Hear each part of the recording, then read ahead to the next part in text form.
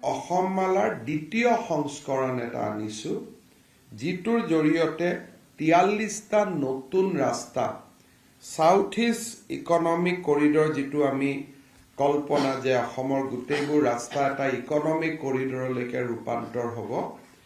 অসমমালা প্ৰথম শিতানৰ সফলতাৰ পিছত এইবাৰ দ্বিতীয় সংস্কৰণ প্ৰধানমন্ত্ৰী নৰেন্দ্ৰ মোদী ডাঙৰীয়াই শুভ উদ্বোধন কৰিব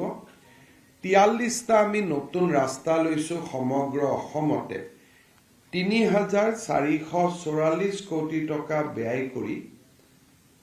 ৰাজ্য চৰকাৰৰ এটা প্ৰয়াস সেই প্ৰয়াসটোকো প্ৰধানমন্ত্ৰী ডাঙৰীয়াই শিলান্যাস কৰিব ইয়াৰ নিবিদা প্ৰক্ৰিয়া সম্পূৰ্ণ হৈছে এতিয়া মাত্ৰ কাম আৰম্ভ কৰাৰ অপেক্ষা আৰু ই গোটেই অসমতে আছে মই আপোনালোকক বিশেষকৈ অসমৰ ৰাইজৰ বাবে এটা আভাস দিব খুজিছো বৰমৰ পৰা তামুলপুৰলৈ এটা নতুন 4 লেন যুক্ত নতুন ডাবল লেনিং ৰাস্তা হ'ব যিটো 90 কোটি টকা ব্যয় কৰা হ'ব বৰমাৰ পৰা নিকাসী বাস্কা জিলাত তাতো 90 কোটি টকা ব্যয় কৰা হ'ব হৰ্থেবাৰীৰ পৰা নগাঁওলৈকে পাঠশালাৰ পৰা হৰ্থেবাৰীলৈকে ৰাস্তাটো অসমমালা প্ৰথমত কৰা হৈছিল অসমমালা দ্বিতীয় এতিয়া হৰ্থেবাৰীৰ পৰা নগাঁওলৈকে কৰা হ'ব 50 কোটি টকা ব্যয় কৰা হ'ব তাৰ পিছত আমি এটা ইৰংমাৰা বুলি টি ষ্টেট আছে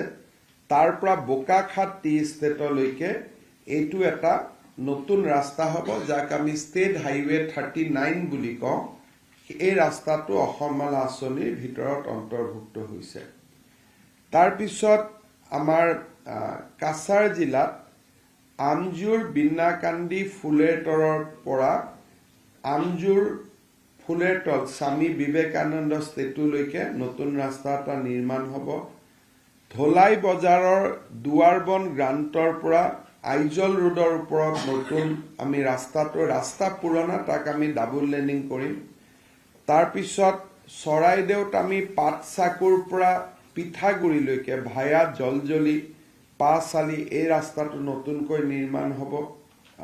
যি ধৰণে বৰ্তমান আছে চিৰাঙত ঘোচালপাৰা কালী মন্দিৰ তিনিআলি পৰা পূব আমগুৰিলৈকে এটা নতুন ৰাস্তা নিৰ্মাণ হ'ব ৭৭ কোটি টকা ব্যয় হ'ব মঙলদৈৰ পৰা ৰঙিয়ালৈকে এটা বিকল্প ৰাস্তা নিৰ্মাণ হ'ব তাত ১৫৬ কোটি টকা ব্যয় কৰা হ'ব মঙলদৈৰ পৰা ৰঙিয়ালৈকে তাৰ পিছত বুটিকৰৰ পৰা ঘিলামাৰালৈকে ধেমাজিত এটা নতুন ৰাস্তা নিৰ্মাণ কৰা হ'ব ৫২ কোটি টকা বামুণবাৰীৰ পৰা নিগম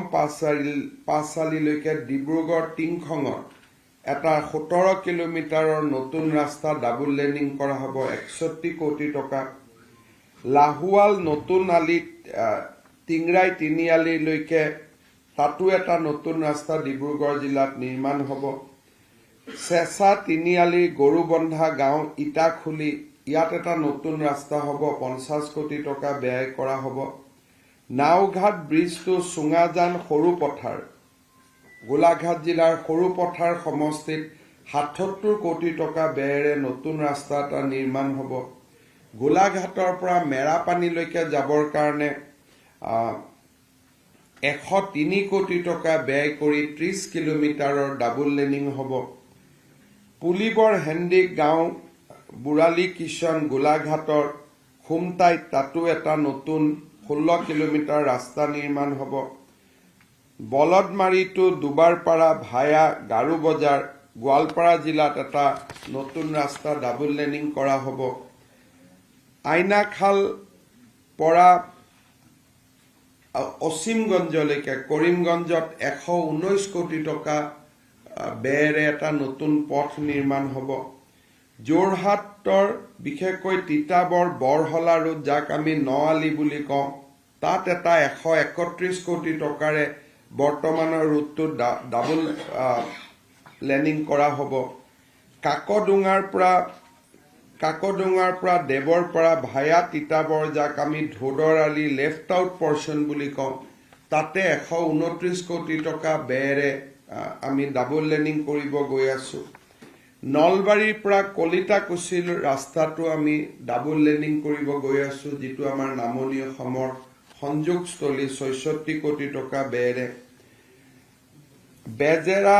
চাৰিয়ালিৰ পৰা বালিকুছিলৈকে যেটো ৰাস্তা তাক আমি ডাবল লেনিং কৰিব গৈ আছো 36 কোটি টকা ব্যয়েৰে আমবাৰীৰ পৰা মাজিৰ গাঁৱলৈকে পলাশবাৰীত আমি ৰাস্তা বনাব গৈ আছো 96 কোটি টকা ব্যয়েৰে $7 পৰা নয়নপুৰলৈকে কামৰূপ জিলাত তাতো আমি 27 কোটি টকা ব্যয়েৰে এটা ৰাস্তা নিৰ্মাণ কৰিব গৈ আছো বৰখাটৰ পৰা বৰ্ণিহাট কামৰূপ মেট্ৰপলিটান ডিস্ট্ৰিক্টত তাতো এটা ৰাস্তা নিৰ্মাণ হ'ব কুঠুৰীৰ পৰা নগাঁও বা বোকাজানেদি নগৈ কুঠুৰীৰ পৰা পাহাৰৰ মাজেদি ডিফুত গৈ উঠিব পৰা আমি এটা নতুন ৰাস্তা নিৰ্মাণ কৰিব খুজিছো 300 কোটি টকা আমি ব্যয় কৰিম কাজিৰঙাৰ কুঠুৰীৰ পৰা আমি জংগলৰ মাজেদি আমি একেবাৰে যেটো ডিফুৰ নেশনেল হাইৱে বৰ্তমান নিৰ্মাণ 4 লাইন তাতে আমি উঠিব পাৰিম কোকৰাঝাৰ টু ৰামফাল বিল তাতো আমি নতুন ৰাস্তা এটা বনাম 13 কোটি গুবিচাৰি চাংমাইত্ৰা ডিজু পথাৰ তাত এটা নতুন ৰাস্তা হ'ব 44 কোটি টকা কহৰাৰ ইএনডি ডাইকৰ পৰা জামুগুৰিলৈকে লখিমপুৰ জিলা তাত এটা নতুন ৰাস্তা নিৰ্মাণ হ'ব পাটিগাঁৱৰ পৰা টাকাচুক মাজুলীত এটা নতুন মথাউৰিৰ ওপৰতে নতুন ৰাস্তা নিৰ্মাণ হ'ব তাত আমি 102 কোটি টকা ব্যয় কৰি মাজুলী ৰাইজৰ বাবে ব্ৰহ্মপুত্ৰ ডাইকৰ পৰা পাটিগাঁৱলৈকে পাটিগাঁৱৰ পৰা তাৰাচুক বহুত ডাঙৰ প্ৰজেক্ট এটা হ'ব বঘৰা দমল আহতগুৰিৰ পৰা আমাৰ আমছৈলৈকে মৰিগাঁৱত এটা নতুন ৰাস্তা নিৰ্মাণ হ'ব বৰ আগ্ৰা টু খাৰজাৰা আশ্ৰম নলবাৰীত নতুন এটা ৰাস্তা নিৰ্মাণ হ'ব তাৰ পিছত কোৱৰটুৰ তিনিআলিৰ পৰা জখলা বন্ধালৈকে এটা নতুন ৰাস্তা বৰ্তমানৰ সৰু ৰাস্তা ডাবল লেনিং হ'ব কলিয়াবৰত কঠিয়াতলিৰ পৰা কঠিয়াতলি কামপুৰ যমুনামুখ হৈ দবকালৈকে এই ৰাস্তাটো আমি ডাবল লেনিং কৰিম 127 কোটি টকা ব্যয় কৰি তাৰ পিছত আমাৰ নাজিৰা টাউনৰ পৰা একেবাৰে নাজিৰা যেটো আমাৰ ইন্টাৰ ডিস্ট্ৰিক্ট ফেৰীঘাট আছে ওএনজিসি তিনিআলিৰ পৰা নাজিৰা তাৰ পৰা আমি দিখমুখলৈকে এটা নতুন ৰাস্তা নিৰ্মাণ কৰিম 100 কোটি টকাৰে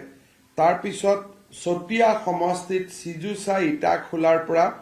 সিজুসা ইটাখোলাৰ এই পইণ্টত আমি নতুন ৰাস্তা নিৰ্মাণ কৰিম তাৰ পিছত বালিপাৰা ভালুকপুঙৰ পৰা আমি লখৰালৈকে সতিয়া সমষ্টিতে নতুন ৰাস্তা এটা নিৰ্মাণ হ'ব তেজপুৰৰ পৰুৱা চাৰিআলিৰ পৰা তেজপুৰ বিশ্ববিদ্যালয়লৈকে যোৱা গোটেই ৰাস্তাটো বৰ্তমান খুব বেয়া অৱস্থা তাক আমি ডাবল লেনিং কৰি নিৰ্মাণ কৰিম 110 কোটি টকা শোণিতপুৰ জিলাতে ঘৰিয়ালি টি ষ্টেলৰ পৰা বৰজুলি তিনিআলি একেবাৰে বিয়াৰু ৰোড যেটো বৰ্তমান আছে তাক আমি নতুনকৈ নিৰ্মাণ কৰিম ভূপেন হাজৰিকা খেতুৰ পৰা কেঁচাই খাইটি থানলৈকে যেটো ৰাস্তা আছে ঢলাত তাক আমি নতুনকৈ ডাবল লেনিং কৰিম